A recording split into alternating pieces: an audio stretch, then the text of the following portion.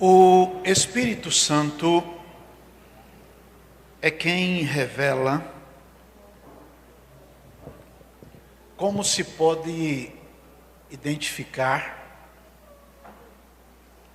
quando uma pessoa tem ou não dentro de si o amor de Deus. Na primeira carta de João, lá no final da Bíblia, capítulo 2, verso 15, há uma orientação pastoral dizendo: não ameis o mundo, nem o que no mundo há. Se alguém ama o mundo, o amor do Pai não está nele. Simples assim. Então, nós podemos identificar dentro de nós próprios se temos ou não o amor de Deus. Porque se alguém ama o mundo, o amor de Deus não está nele. Como equacionar então estas coisas? Quando uma pessoa, a fim de alcançar os seus objetivos pessoais, dos quais acredita ser detentor legítimo, sejam eles quais forem, quando esta pessoa não avalia o impacto de suas decisões e buscas pessoais, quando não avalia se alguém poderá ou não se perder a depender da forma que conduz as coisas, revela o quanto ela própria está prisioneira do seu coração, porque o seu coração está preso a este mundo. No capítulo 18 do livro de Mateus, se você puder, peço que vá até lá, capítulo 18, versos 1 até 7, lemos: naquela mesma hora chegaram os discípulos ao pé de Jesus, dizendo: quem é o maior no reino dos céus? Pergunta simples. Jesus, para responder a questão, chama uma criança, coloca no meio deles e disse para aqueles nossos irmãos: em verdade vos digo que se não vos converterdes e não vos fizerdes como crianças, de modo nenhum entrareis no reino dos céus. Peço por favor que coloquem sua atenção à palavra. Verso 4 diz: portanto, aquele que se tornar humilde, como esta criança, esse é o maior no reino dos céus. Então, o maior no reino dos céus é aquele que se torna humilde como uma criança. Portanto, e qualquer que receber em meu nome uma criança tal como esta, a mim me recebe. Palavra de Jesus. Mas qualquer que escandalizar, e aí eu queria que você guardasse isso, se puder circula na sua Bíblia porque é importante. Qualquer que escandalizar um destes pequeninos que creem em mim, melhor lhe fora que se pendurasse ao pescoço uma mó de azenha, e nas versões mais antigas uma mó de atafona, ou uma pedra de moer, e se submergisse nas profundezas do mar. Ai do mundo por causa dos escândalos. Guardem isto. Ai do mundo por causa dos escândalos. Porque é mistério que os escândalos venham. Mas, ai daquele por meio de quem o escândalo vem. Então veja, por amor a este mundo, por amor às coisas deste mundo, sejam elas em que esfera da vida estiverem, inclusive na religiosa, se pode revelar o comportamento humano sobre a forma com que se prende ou se apega às coisas transitórias deste mundo. Mais tarde, pelo ministério do irmão Paulo, o Espírito Santo orienta a não tomarmos a forma do mundo, não vivermos como o mundo vive. Isso está no livro de Romanos, capítulo 12, verso 2. Se você puder, olhe. Não vos conformeis com este mundo. Não vos conformeis com este mundo. Mas transformai-vos pela renovação do vosso entendimento, da sua capacidade intelectiva. Para quê? Para que a gente busca uma transformação? Por qual razão? Para que a gente possa experimentar a vontade de Deus. E a vontade de Deus é sempre boa, agradável e perfeita. Então diga, a vontade de Deus é boa, agradável e perfeita. Mas para experimentá-la, diga, mas para experimentá-la, é preciso transformar a mente, o entendimento. E a gente alcança isto quando a gente desiste de viver como o mundo vive. Quando a gente deixa de tomar a forma do mundo. Está claro aí, gente? Sim ou não? Jesus falou deste assunto quando alertou sobre a sedução deste mundo. Vai lá no livro de Mateus capítulo 6, verso 19. Você vai ler assim: não ajunteis tesouro na terra, porque na terra a traça e a ferrugem tudo consomem. Os ladrões minam e roubam. Mas ajuntem tesouro no céu, onde nem a traça nem a ferrugem consomem, e onde os ladrões não minam nem roubam. Porque onde estiver o vosso coração, aliás, onde estiver o vosso tesouro, aí estará também o vosso coração.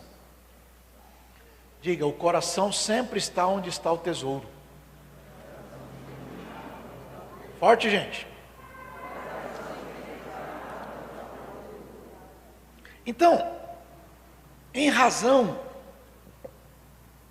do amor a este mundo,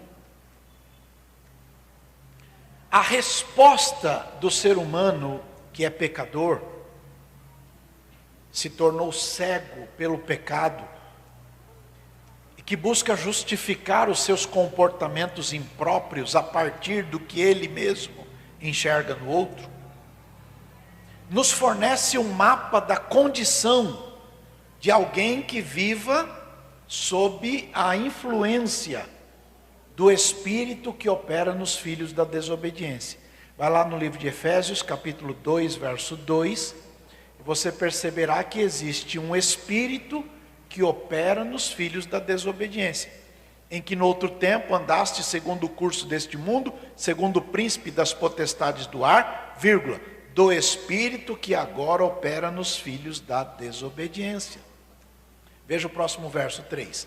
Entre os quais todos nós, todos, sem distinção de ninguém, todos nós também antes andávamos nos nossos desejos, ou nos desejos da nossa carne, fazendo a vontade da carne e dos pensamentos, e éramos por natureza filhos da ira, como os outros também o são.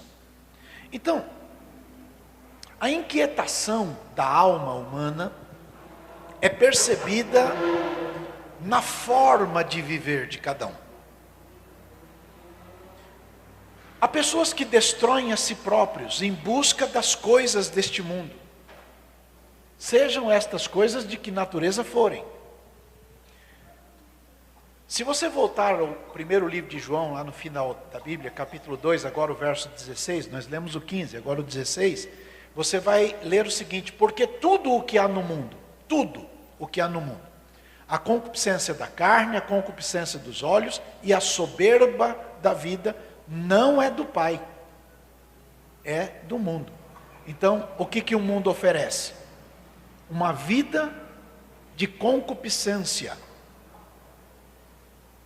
Pelos olhos, projetada na carne, e soberba da vida. Então veja, a vinda de Jesus a este mundo, portanto, revelou, entre outras coisas, a trágica situação do ser humano. Diga, a vinda de Jesus revelou a trágica situação do ser humano. Todo ser humano.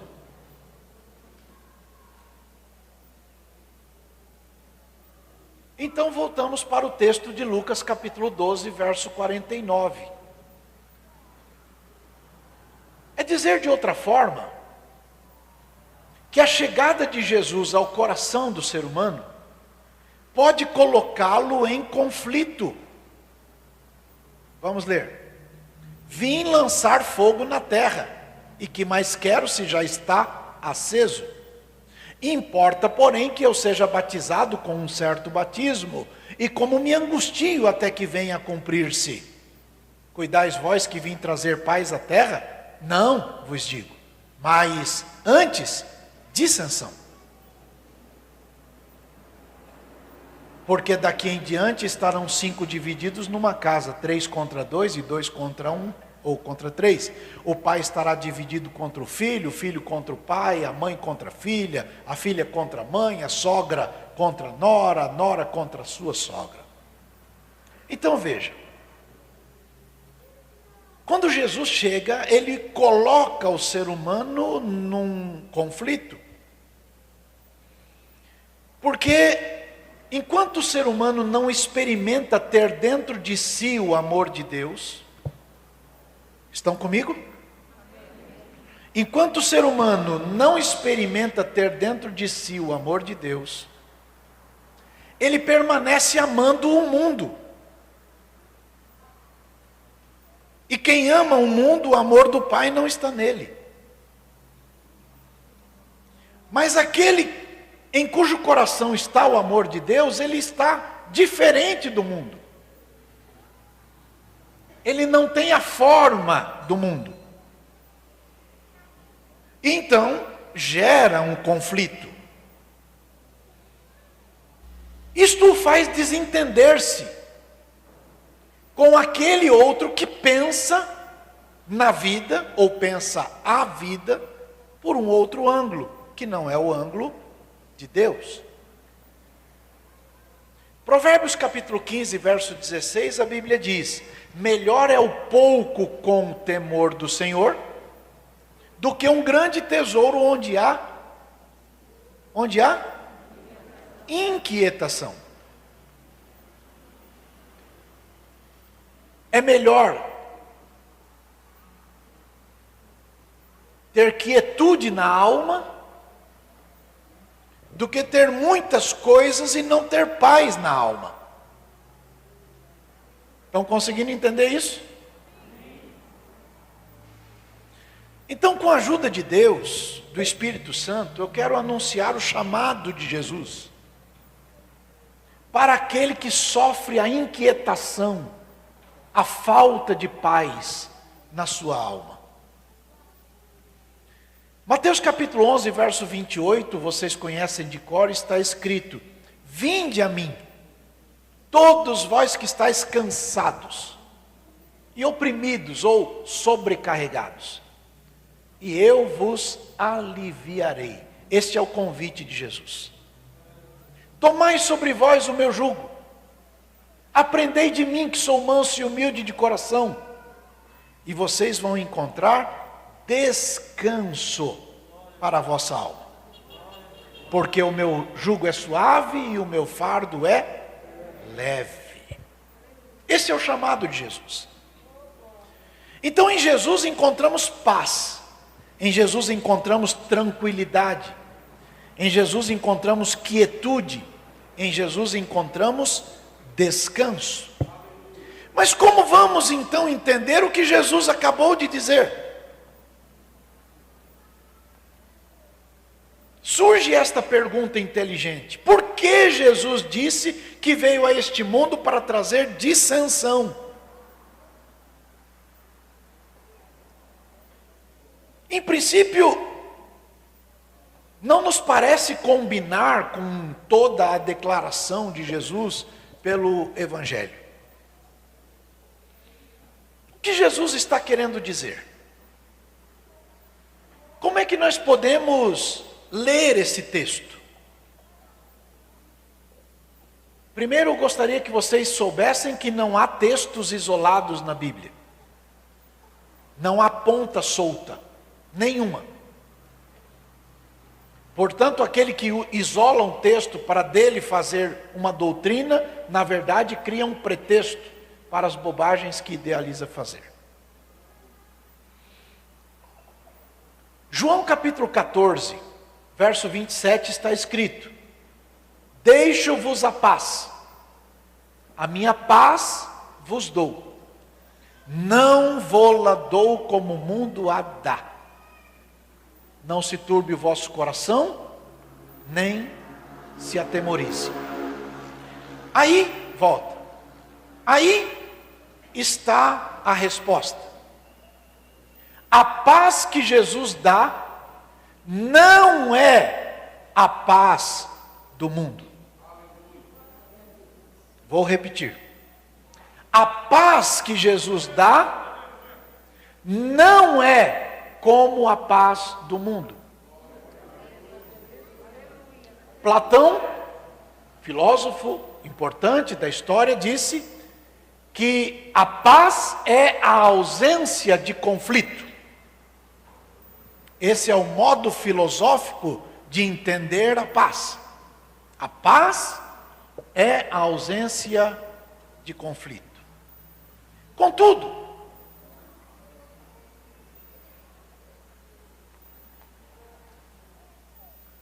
se a paz é a ausência de conflitos, como viver sem conflitos neste mundo? Se o próprio Jesus disse: no mundo tereis.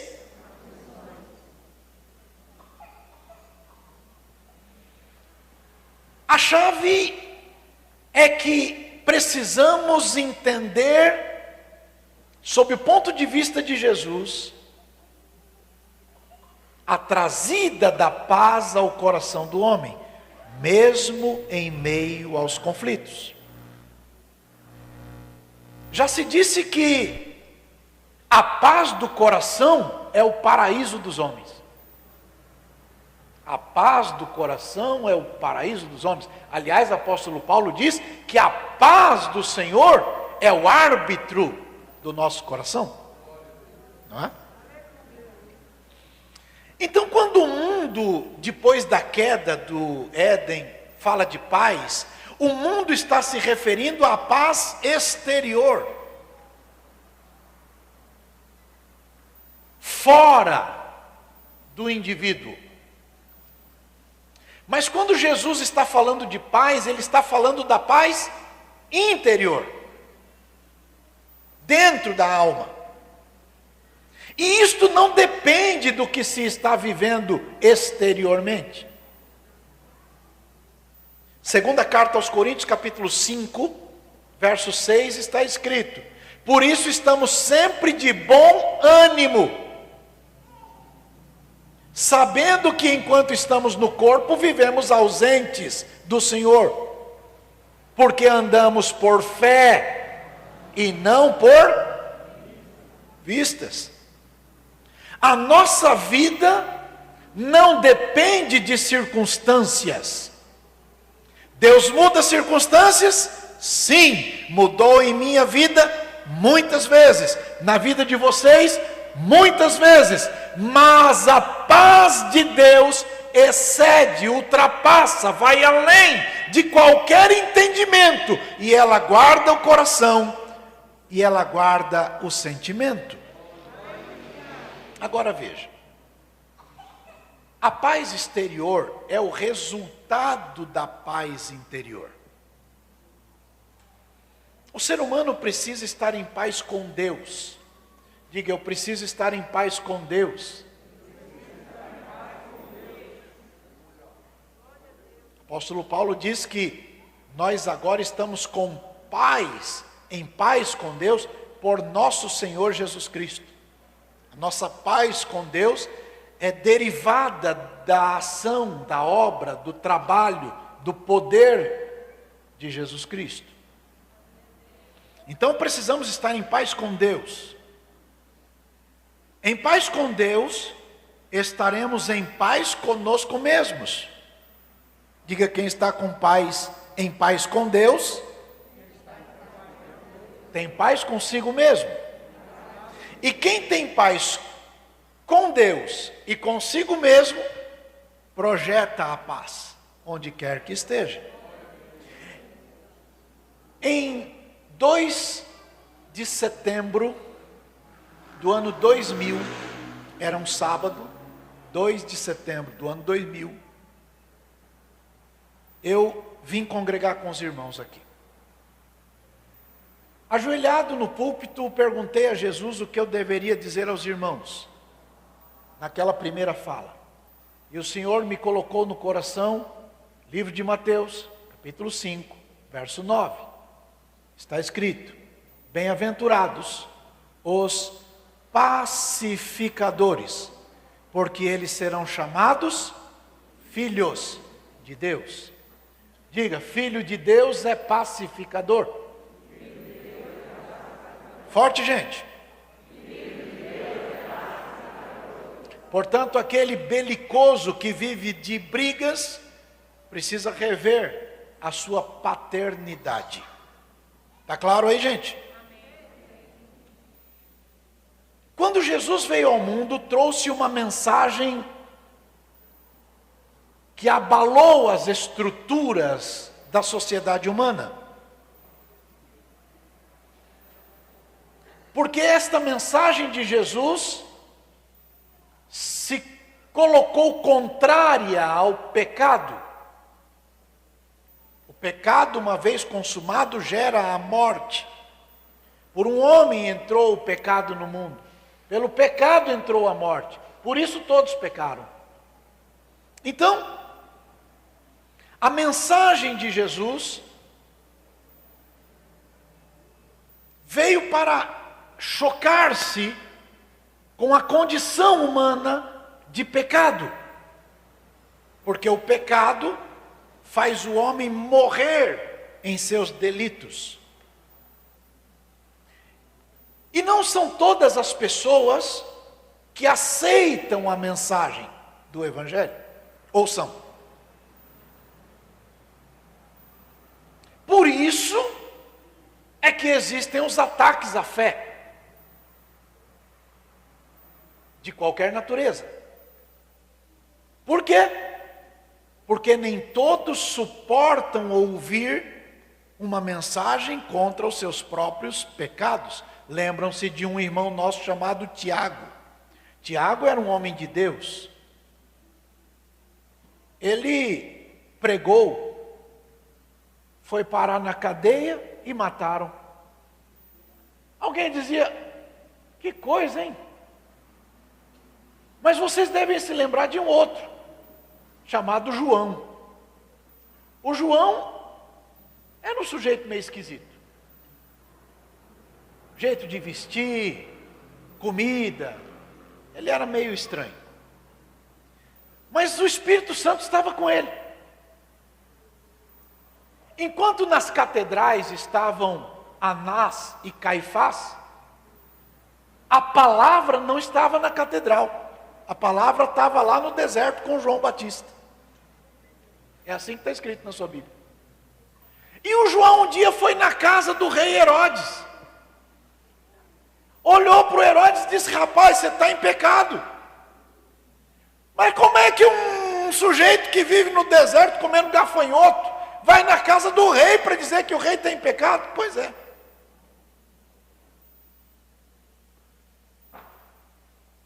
A dona com quem ele tinha um caso lá, ficou brava, arrumou um subterfúgio lá, fez uma engenharia do pecado. O João perdeu a cabeça. Arrancaram o pescoço do homem.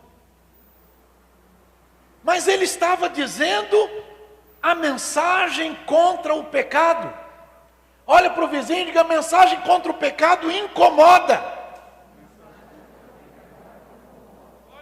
E Jesus veio ao mundo exatamente para isto.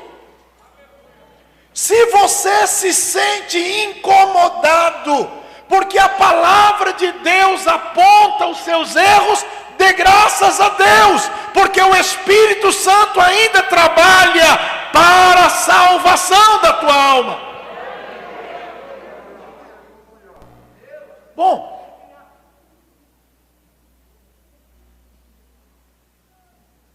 Jesus veio ao mundo para este conflito. A mensagem de Jesus então parece estar na contramão, porque o mundo prega o pecado abertamente. E quando o pecado é institucionalizado e se torna legal do ponto de vista jurídico, o pecado, a isto a Bíblia chama de iniquidade. A iniquidade humana cresce dia a dia, quando as instituições proclamam o pecado como sendo o modo de vida correto. Isaías escreveu, acho que capítulo 5, ai daqueles que chamam bem ao mal e chamam de mal ao bem. Porém, ao entender a paz de modo diferente deste mundo, Jesus chama o homem ao arrependimento. Diga: sem arrependimento, sem chance. Vou dizer de novo: sem arrependimento, sem chance. Não adianta querer viver neste mundo de pecado e achar que está tudo bem, porque não está. Jesus está voltando. E quando ele chegar, só tem 2 lugares para ir. E para morar na casa dele, tem que se arrepender dos seus pecados. Entenderam bem, gente? Bom, quando a pessoa aceita a mensagem do Evangelho, pode, não estou dizendo que sempre é assim, mas pode acontecer, de esta pessoa se tornar alvo da ira das pessoas que não aceitam a mensagem. Foi o caso de João Batista. Herodes não aceitou. Herodias, com quem ele mantinha lá um relacionamento impróprio, também não aceitou.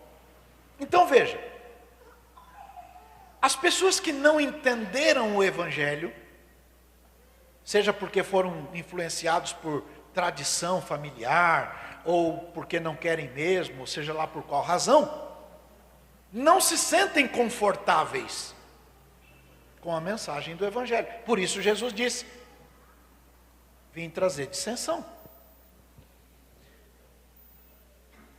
Eu conheço pessoas que aceitaram a Jesus como seu Salvador e foram expulsas da sua própria casa.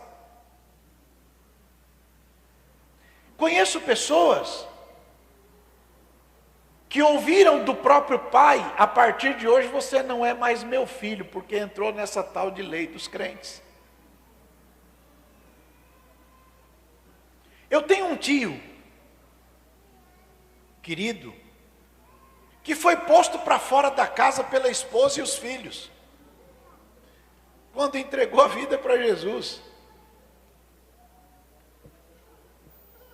Eu já vi pessoas perderem a oportunidade de promoção no trabalho, porque declararam serem cristãs e os seus superiores não gostavam muito da história.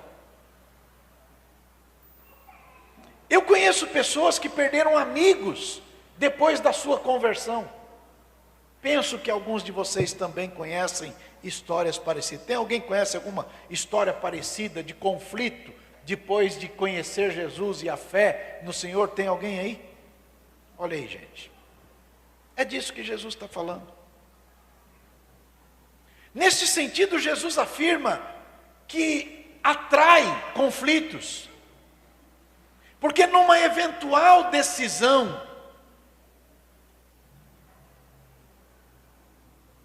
nós precisamos ter firmes de que lado deveremos estar. Mateus capítulo 10, verso 37, Mateus 10, 37, está escrito: quem ama o pai ou a mãe mais do que a mim, não é digno de mim. Palavra de Jesus. E quem ama o filho ou a filha mais do que a mim, não é digno de mim. Verso 38. E quem não toma a sua cruz e não me segue, também não é digno de mim.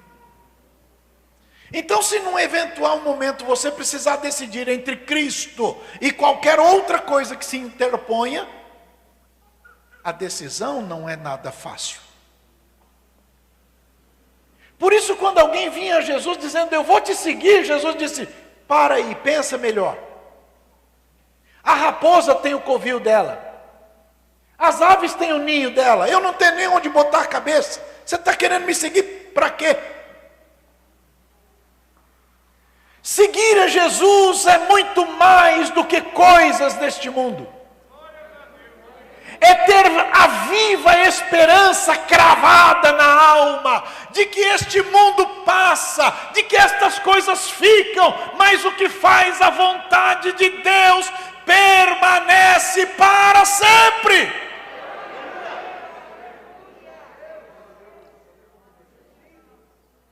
Então, se uma pessoa é expulsa de sua casa, da sua família, ou do seu círculo de amizades, por causa da sua fé em Jesus, pode ter um grande conflito exterior, porém, o seu interior está em paz.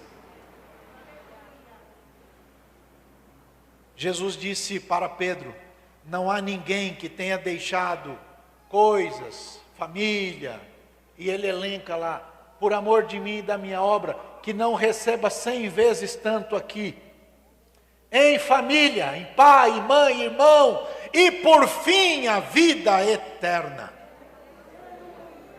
Olha para o vizinho e diga, sim, vale a pena.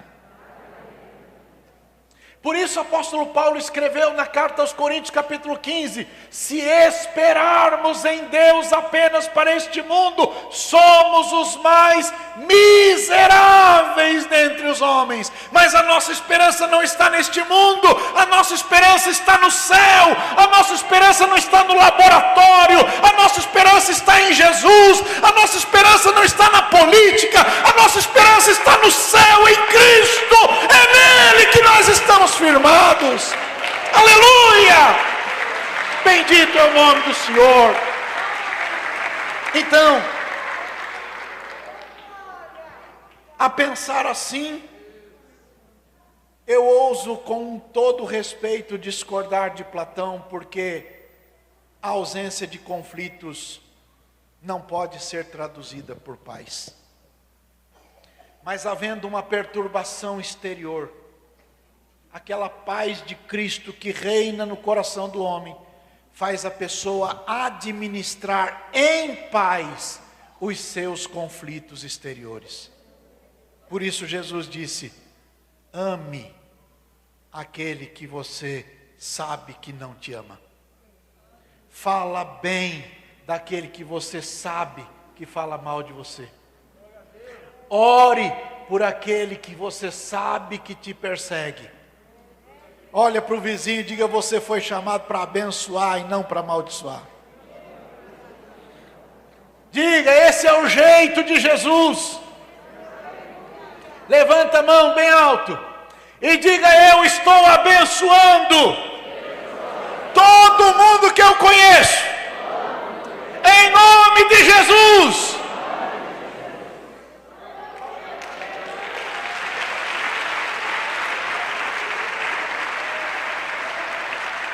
Não há nada melhor para um homem do que deitar e dormir. Saber que está em paz com Deus, em paz consigo mesmo. E que se Jesus voltar, você sabe para onde vai.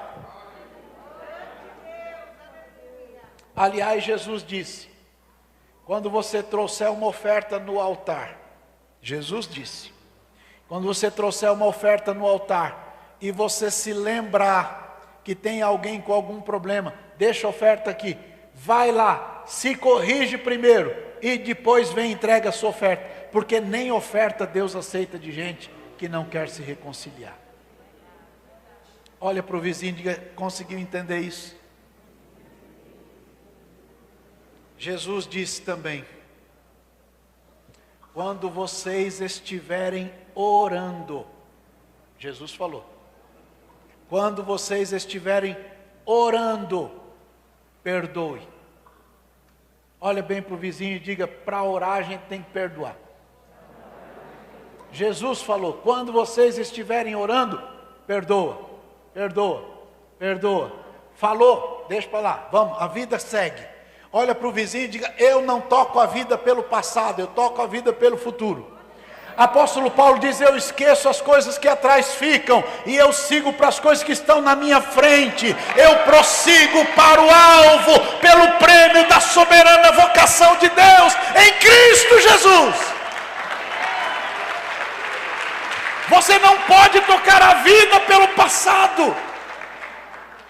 Se você não perdoa, em todo lugar que você vai, você carrega esse infeliz que te faz chorar. Você senta para almoçar, lembra dele, vai deitar, lembra dele, vai dormir, lembra dele, vai tomar banho, lembra, só lembra disto. Perdoa e fica livre. Aliás, essa é boa. Diga: quem perdoa fica livre. Forte, gente. Você não foi chamado para ficar preso.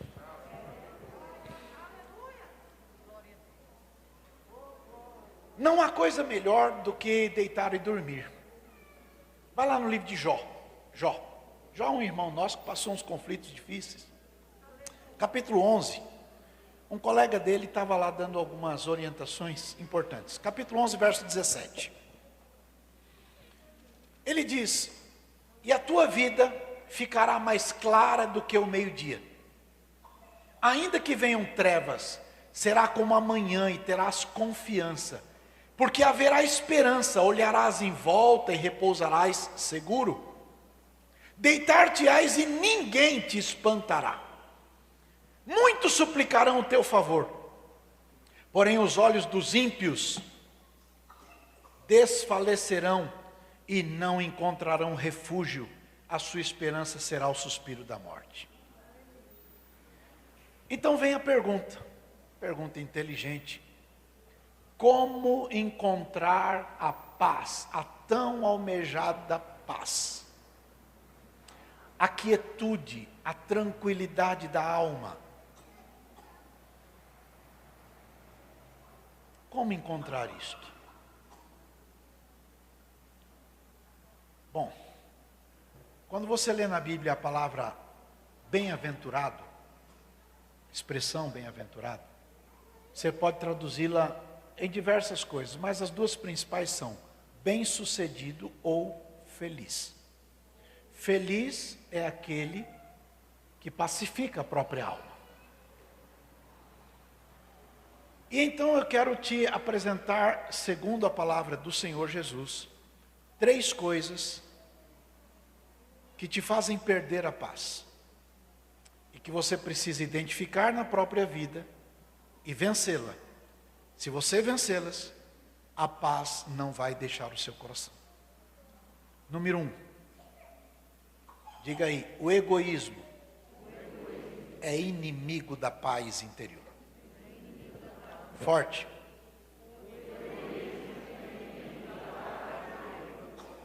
Jesus um dia contou uma parábola sobre um rapaz insensato, rico, insensato. Ele era rico, mas era infeliz. Ele não tinha dentro da sua alma paz. Ele vivia com incertezas. Então vem a pergunta de que adianta ter muito dinheiro se não pode utilizar. Salomão escreveu uns textos bem interessantes. Um deles é mais ou menos assim: achei umas coisas esquisitas no mundo, palavra dele. Um homem que tem dinheiro para comprar a melhor comida e não pode comer. Não é um negócio esquisito? Imagina um sujeito que tem dinheiro para comprar a melhor comida que existe, mas não pode comer. Imagina um sujeito que pode dormir na melhor cama, no colchão mais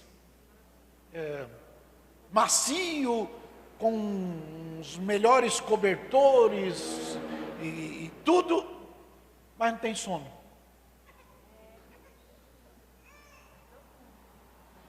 Olha bem para o vizinho e diga: está entendendo isto?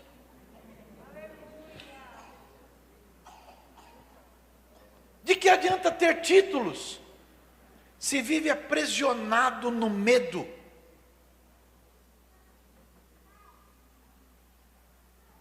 A vida é ao vivo. Aliás, ontem esta expressão me veio ao coração, eu falei na congregação que eu estava. A vida é ao vivo. Diga aí. A vida é ao vivo.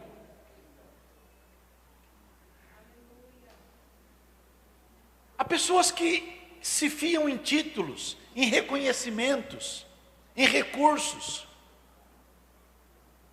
Mas a vida não consiste na abundância do que se tem.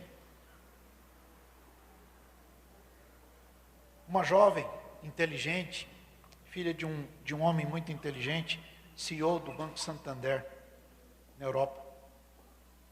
Ela escreveu no Twitter dela: meu pai tinha dinheiro para comprar o que quisesse. Morreu por falta de algo que é de graça. Faltou ar. Olha bem para o vizinho e diga: entendeu? Então, por esta razão, há pessoas cheias de títulos que se perdem. Há pessoas famosas que se perdem. Há pessoas ricas que se perdem. Há filhos de famílias importantes que vivem drogados. E a principal causa é a guerra interior, o conflito de alma. E o principal inimigo é o egoísmo.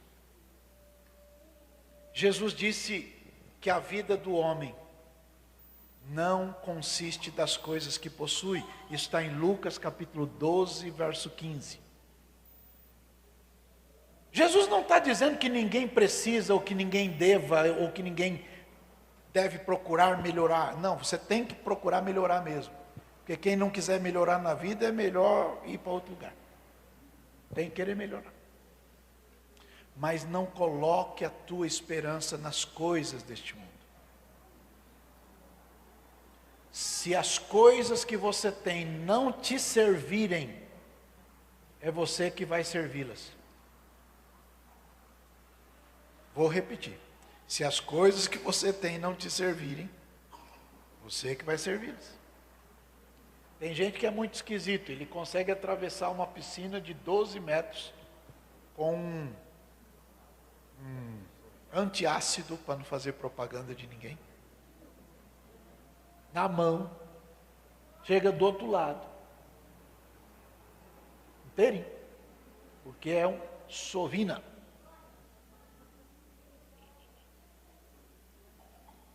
Guarda. Não leva a mulher para passear. Esquenta não, quando você morrer, o outro vai levar ela para passear, com o dinheiro que você guardou.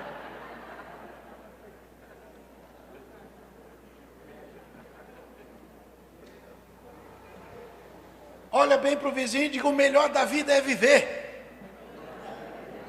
Forte, gente. Pense no futuro, pense no amanhã, pense no depois. Faz o seu projeto, arrume as coisas, mas viva.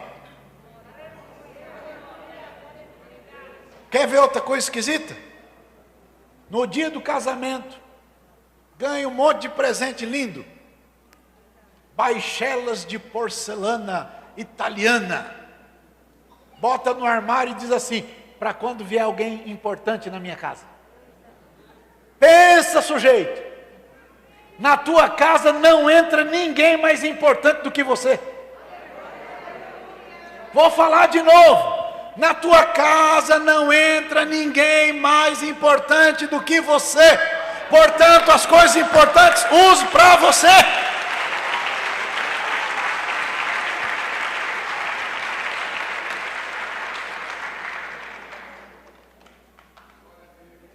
Agora, em lugar do egoísmo, a fonte da felicidade é generosidade. Provérbios capítulo 11, verso 25 diz: a alma generosa prosperará, e o que regar também será regado. Seja generoso. Procure alguém para ajudar. Lança o teu pão sobre as águas. Depois de muitos dias o acharás. Reparte com 7, até com 8, porque você não sabe o mal que virá sobre a terra. Quer encher a tua alma de alegria? Ajude alguém. Se você perdeu o sentido da vida, se as coisas foram bombardeando você a ponto de você não conseguir mais levantar da cama, porque perdeu isso, perdeu aquilo, perdeu, e você já não tem ânimo de viver, experimenta começar a ajudar alguém. Compra lá um pacote de biscoito e vai levar no asilo. Depois da terceira vez, eu duvido que você não tenha alegria de viver ao ver o sorriso naquele que você está ajudando.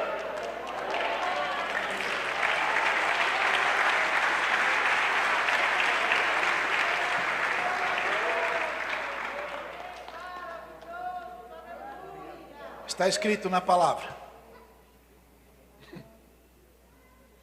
Jesus que falou isso. Ame o teu próximo como a ti.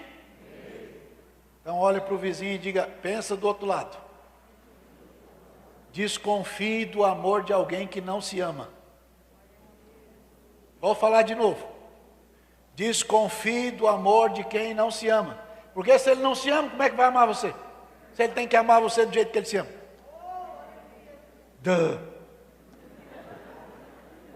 Então, egoísmo é alguém pensar que todos devem se curvar às suas próprias vontades ou às suas vontades, sem ouvir. Egoísmo é entender que é o único que tem razão no mundo. Não para ouvir ninguém. Isto marca o caráter do inimigo, carimbado na personalidade humana. Por isso, gente egoísta, que tem o caráter deformado por Satanás, pisa, humilha, maltrata. É o jeito do inimigo. Hoje, enquanto eu escrevia a mensagem, eu lembrei desta frase: a vida é ao vivo.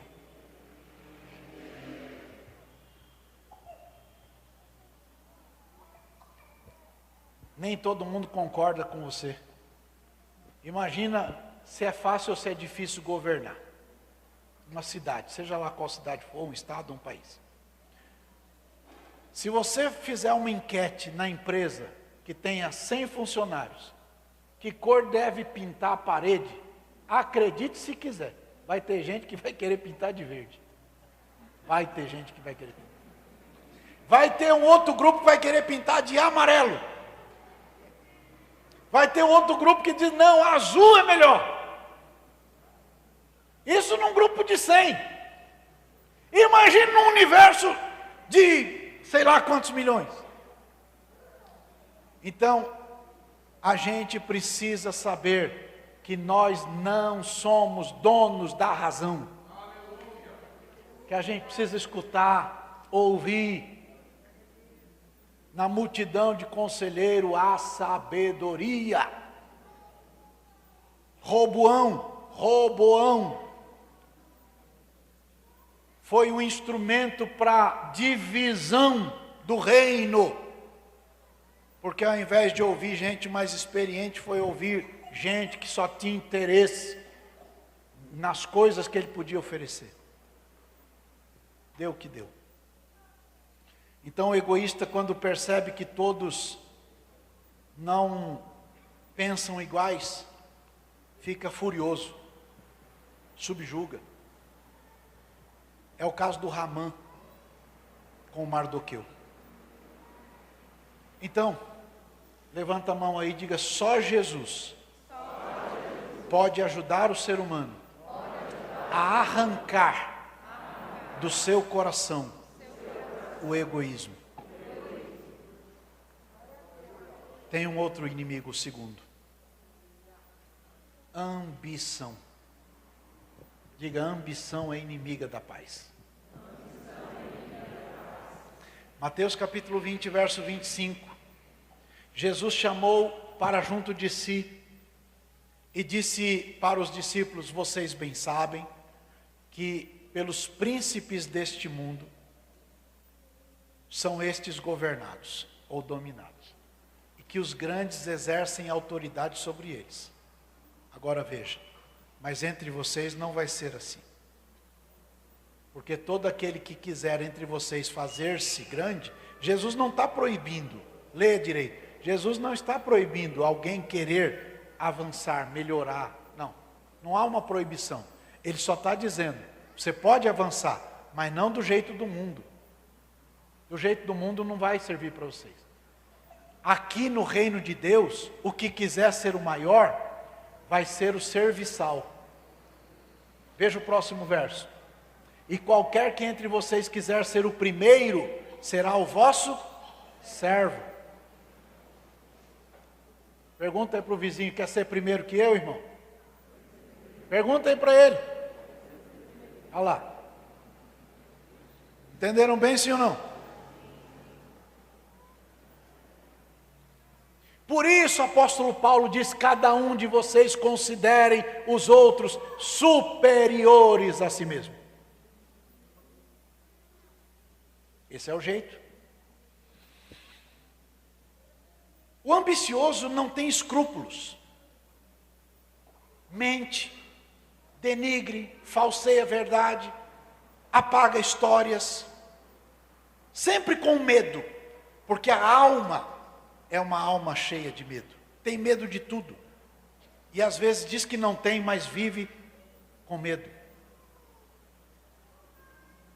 Porém, alcançando os postos que desejava, às vezes legitimamente, se sente infeliz, inseguro, amedrontado, fugitivo, porque chegou por caminhos incorretos.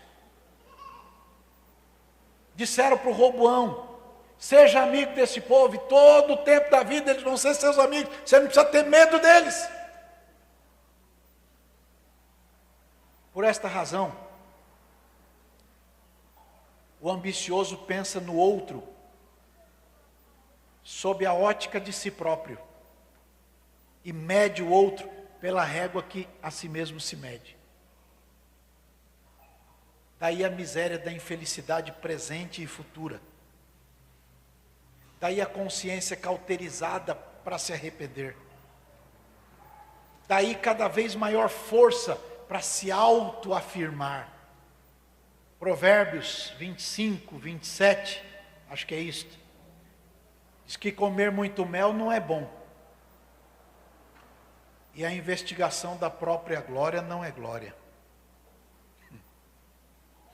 Quem o tempo todo precisa falar de si próprio, já sabe o que é. Quando a pessoa perde a capacidade da consciência, porque se essa consciência foi cauterizada, começa a chamar o bem de mal e começa a chamar o mal de bem. Vai lá no livro de Isaías, capítulo 5, verso 20. Isaías 5:20 diz: ai dos que ao mal chama bem e ao bem chama mal, que fazem das trevas luz e da luz as trevas, fazem do amargo doce e do doce amargo. Tem um monte de gente que fica chamando de coisa boa aquilo que não presta. Cuidado para você não embarcar nessa. Jesus repreendeu os discípulos que procuravam saber quem deles era o maior. Jesus não veio tirar o desejo de crescer, não é isso que está escrito. Mas ele disse: não sejam desleais no seu desejo. Porque se você for desleal para atingir o patamar que você quer, você não vai ser feliz na vida, nunca. Diga: somente Jesus pode livrar o homem da ambição. Diga: só Jesus liberta do egoísmo e só Jesus liberta da ambição. Tem um terceiro inimigo. Diga: a hipocrisia é inimiga da paz interior. Porque fala uma coisa, mas dentro dele é outra coisa.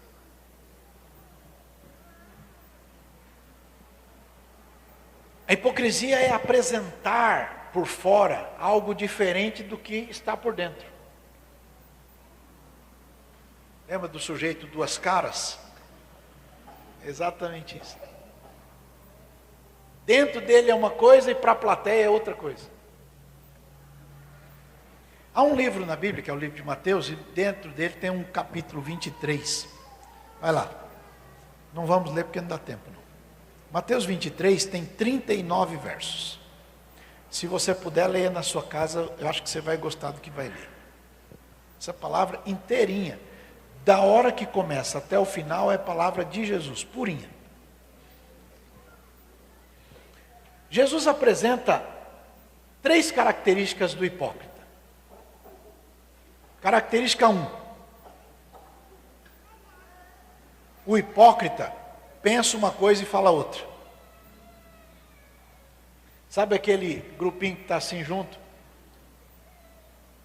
Aí chega uma pessoa: nossa, como você emagreceu.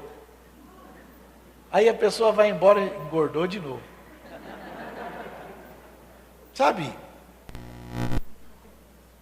Gente que vive uma vida falsa. Então a primeira característica é esta: pensa uma coisa e fala outra. Ela quebra a si própria. Jesus disse assim: quando você falar alguma coisa, seja sim no coração e sim na boca. Se for não no coração, é não na boca. Não fica dizendo sim aqui e depois ali vira não. Falou alguma coisa sentado, sustenta quando ficar em pé. Aliás, uma das qualidades para ser obreiro é ser fiel no trato. Se não for fiel no trato, não pode ser obreiro. Tratou, tem que cumprir. Não é? Número 2. O hipócrita impõe sempre uma carga pesada sobre o outro, que ele próprio não carrega. Pedem para as pessoas serem diferentes do que ele próprio é, ou do que ele próprio fez durante muitos anos, antes de chegar nos lugares que achou que deveria chegar. Isto revela que ele apenas usa pessoas para atingir coisas, ou para alcançar coisas. Então as regras impostas são para outros e não para si próprios. Número 3, o hipócrita faz tudo só para ser visto. A alegria é aparecer. Se pudesse, ia na rua 25 de março, comprava um colar de melancias e desfilava. Porque ama aparecer. As obras são sempre divulgadas para enaltecê-lo. De cada 10 palavras, um bom percentual disso fala dele e um menor de Jesus. E pior, usa a Bíblia para dizer, mas no Velho Testamento se falava muito de Moisés. Deixa o Moisés no lugar dele. 4. O hipócrita sempre ama os primeiros lugares. É o que está aí em Mateus 23. Jesus disse, quando chegar numa festa, fica lá no banco, lá, não queira logo no primeiro. Pode ser que chegue alguém mais importante que você. Vai ser ruim alguém dizer, ó, sai daí que vai sentar outro mais importante que você. Não vai dar certo, vai ficar ruim. Olha para o vizinho e diga, Jesus ensina a gente a viver melhor. Diga, só Jesus pode livrar da hipocrisia. Então diga egoísmo, ambição, hipocrisia. São inimigos da paz. Agora, eu caminho para o final, vou ler mais 2 textos só. O primeiro em João capítulo 14, verso 4. Jesus disse assim, vocês sabem para onde eu estou indo, e vocês conhecem o caminho. Então o Tomé olhou para Jesus e disse, nós não sabemos não. Não sabemos onde o Senhor vai, como é que a gente pode conhecer o caminho? Jesus então disse para ele, ô Tomé, eu sou o caminho, e a verdade e a vida. E ninguém vem ao Pai senão por mim. Por que que Jesus está dizendo isto? Porque o primeiro versículo do capítulo 14, veja como está posto. Olhe lá, leia. Bem forte, gente.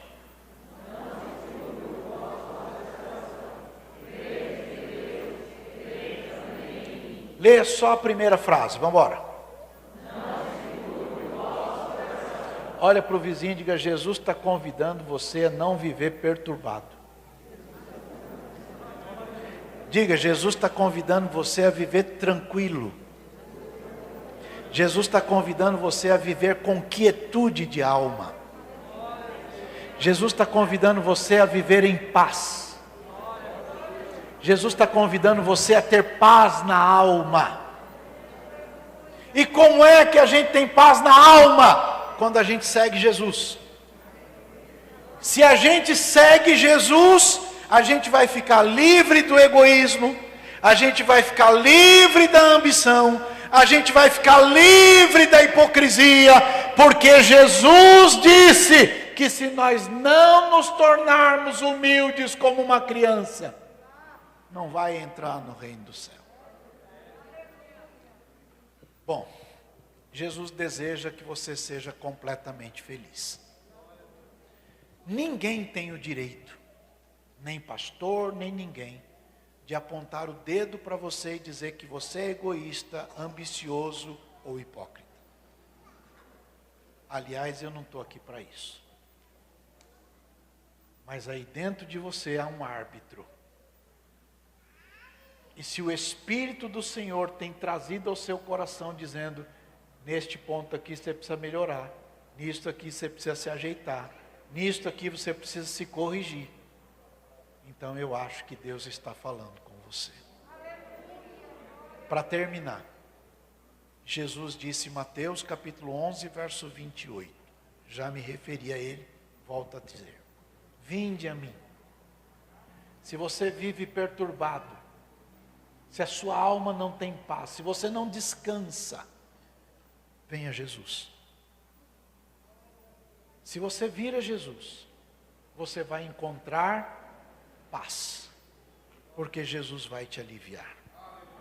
Se você decidir andar com Jesus, no caminho de Jesus, você será livre do egoísmo, livre da ambição, livre da hipocrisia, e a paz de Deus, que ultrapassa, que excede, que vai além, que é maior do que todo entendimento, vai guardar o seu coração, vai guardar o seu sentimento. Esta é a palavra de Deus, em nome de Jesus.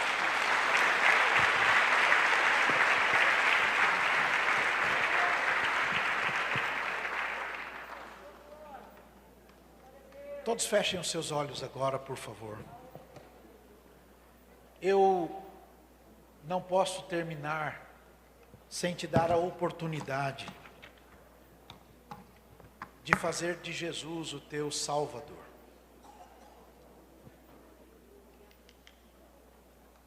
Se você chegou depois do ofertório, os obreiros estão aí dispostos para te ajudar.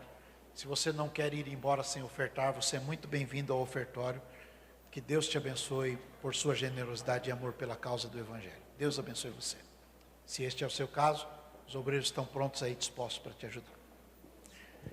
Mas eu não posso terminar o culto.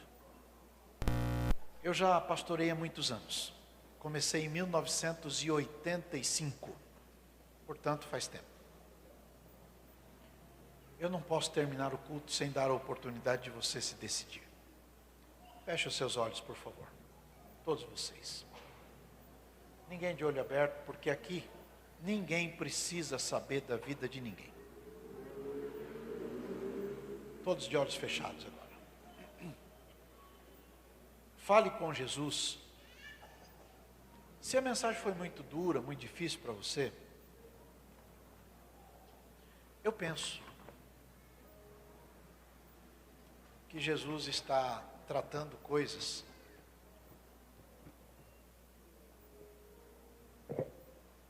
para que a sua alma seja livre de uma opressão, de achar que o mundo gira em torno de você. Isto não é verdade. A vida é real e é ao vivo. E se o mundo não gira em torno de você, quem sabe esteja na hora de você pedir que Jesus te ajude a livrar a tua alma destas prisões, do egoísmo, da ambição, da hipocrisia. Deus vai te ajudar. Deus vai ajudar você. Se você entendeu a mensagem e só se entendeu, e se você quer, e só se você quer, dê um sinal com a sua mão. Jesus vai ajudar você e vai livrar você. Isto, Deus te abençoe. Isto, Deus te abençoe. Há mais alguém? Jesus veio para livrar você, salvar você. O anjo ditou o nome do Salvador, disse: o nome dele será Jesus, porque ele salvará o seu povo do seu próprio pecado. Do que Jesus te salva, de você mesmo. Teus planos há mais alguém que se junte a estas duas pessoas? Frustrar. Dê um sinal com a sua mão. A vontade agora é tua, é um momento de decisão. minha vida para a em tua tuas vida. mãos está. Este é o teu momento. Dos teus Momento especial. planos Todos os olhos fechados, podem se continue frustrar. orando ao Senhor. Há mais Nenhum alguém dos teus planos que tenha se podem se afastado, frustrar. desviado, está em algum outro ambiente e quer Jesus? Jesus vai ajudar você. Não se Isso. Jesus vai ajudar os você. planos de Deus. Jesus ama você. Quem Há mais alguém? É um tempo muito especial. soprar, Venha, Jesus. a terra pode se abalar. Seja feliz. Mas os Feliz. planos de Deus, Jesus ninguém te quer feliz. E a tua alegria adora Deus. Isto, a tua alegria adora Deus.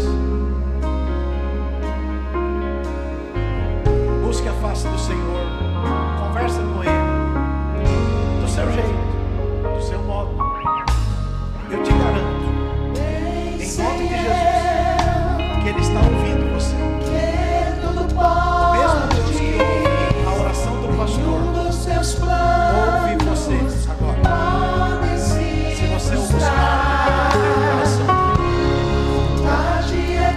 busque pelo Senhor, fale com Ele. Em tuas mãos está, nenhum dos teus planos podem se frustrar. Nenhum dos teus planos podem se frustrar. Não se frustrarão.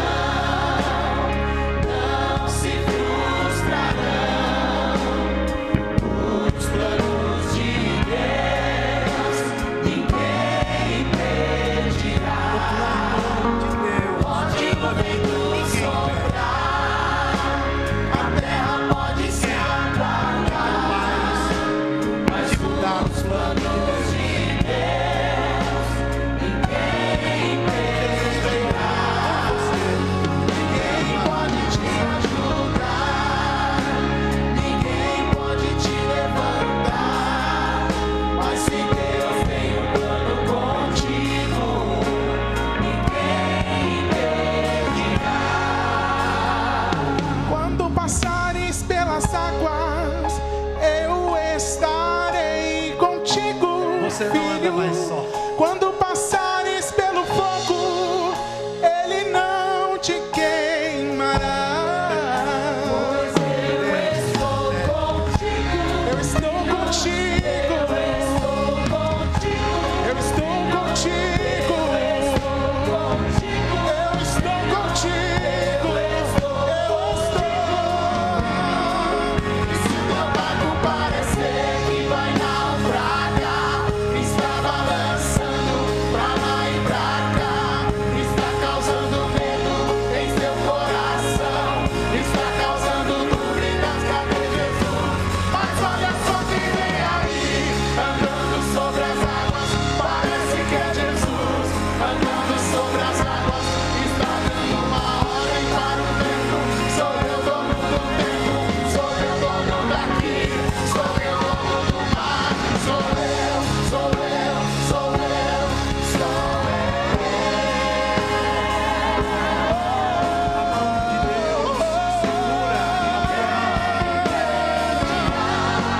Se você decidir eu. Teu barco parecer que vai naufragar, está balançando pra lá e pra cá, sustenta com a sua destra fiel. seu coração está causando dúvidas, cadê Jesus?